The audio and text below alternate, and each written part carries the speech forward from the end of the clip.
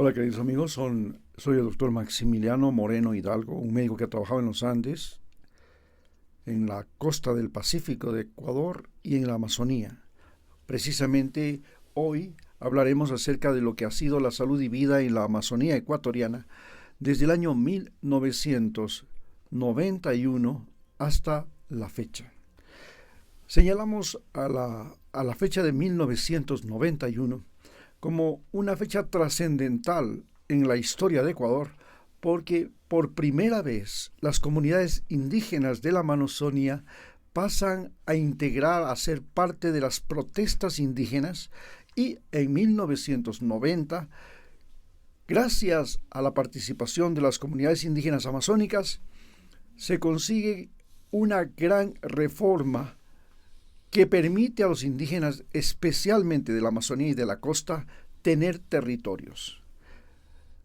Por primera vez en la historia se les entrega una parte de los territorios del Ecuador a las nacionalidades indígenas, especialmente a las nacionalidades Sionasecoya, Cofán en la provincia de Sucumbíos y Napo y Orellana, a los quichuas del Napo, a los quichuas de Pastaza, a los Shuar, a los Achuar, pero también se les da un territorio a los Guarani, inclusive a las tribus no contactadas como los Talomenani en la reserva del Yasuní.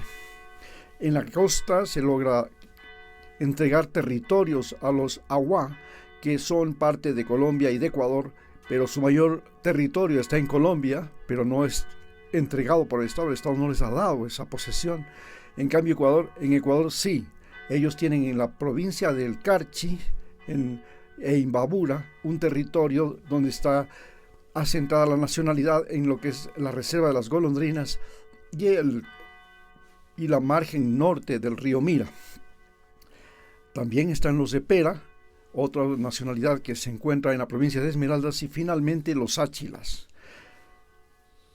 En la sierra, esta gran marcha de 1990 con Macas, su líder, a la cabeza, un líder indígena, consiguieron que las tierras que por siglos fueron o estuvieron en posesión de los indígenas como guasipungos, es decir, pedazos de tierras que tenían dentro de las grandes haciendas de la serranía, y donde ellos cultivaban, tenían sus casitas, tenían sus animales, y esa era la forma como se organizó el uso del espacio físico en los Andes. Las grandes haciendas, donde habían muchos indígenas, adoptaron un sistema feudal. El patrón entregaba a los indígenas territorios, pedazos de terreno que se llamaban guasipungos, y en esos guasipungos ellos cultivaban lo que necesitaban para alimentarse, para sobrevivir. El patrón les pagaba por el trabajo, no con dinero, sino con cosas que necesitaban: herramientas, caballos, monturas, sal, harina, algo que no disponían. Y ese fue el mecanismo de convivencia en la sierra. Cuando llega 1991, los indígenas, que a pesar de que hubo la reforma agraria de 1964, que se supone les entregó las tierras a los indígenas, pero estas tierras fueron fundamentalmente tierras de la iglesia. Primero con la Revolución Liberal, que entregó las tierras de la iglesia. Luego, en eso pasaba en 1905, la revolución es desde 1894 hasta 1905, en que se produce este traspaso de tierras, de las tierras de la iglesia. Básicamente la iglesia católica tenía el 60% de las tierras fértiles y las haciendas en la serranía de Ecuador. Pero en 1968 hay una nueva reforma agraria con el fin de impedir que se propague el comunismo y que haya otro Che Guevara, que vaya a levantar, como lo que intentó hacer Che Guevara en Bolivia, y que Ecuador sea ahora el nuevo foco de subversión, los subversivos, los comunistas.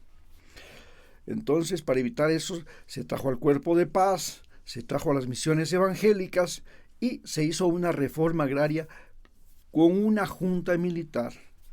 Esta junta militar hizo la primera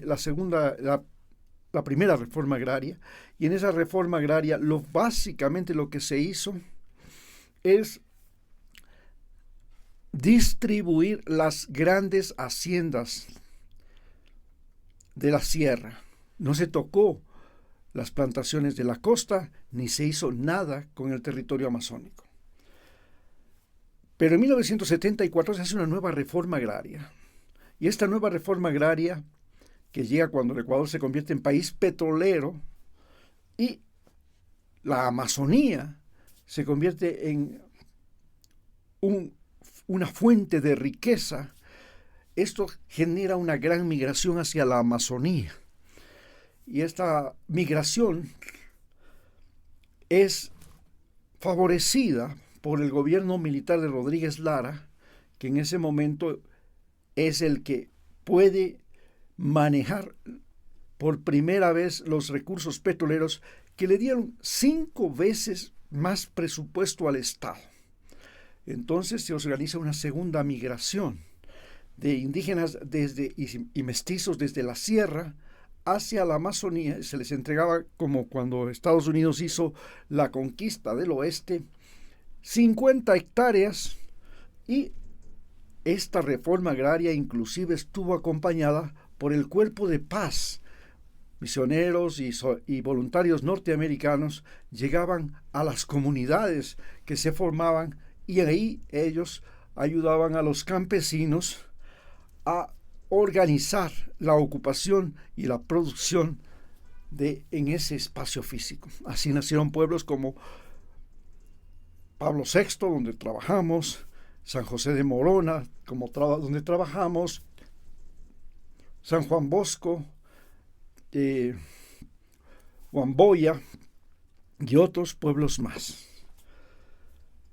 Pero la idea era crear fronteras vivas para poder enfrentar al Perú, que nos había sorprendido en 1941, como les dije, con una invasión a un territorio que no tenía soldados y donde los indígenas vivían tanto en el Perú como en el Ecuador. Es decir, había un libre tránsito desde Ecuador hasta el río Amazonas, y del río Amazonas para acá, a lo largo de toda la cuenca amazónica. Inclusive la moneda que se utilizaba en la Amazonía ecuatoriana era el sol peruano.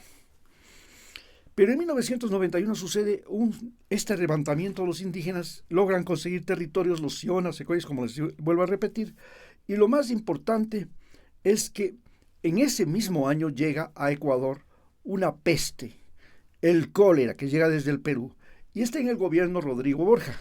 Rodrigo Borja es el que les entrega a los indígenas los territorios, y comienza por primera vez una política en el Ministerio de Salud destinada a combatir epidemias y desarrollar lo que se llama el saneamiento ambiental.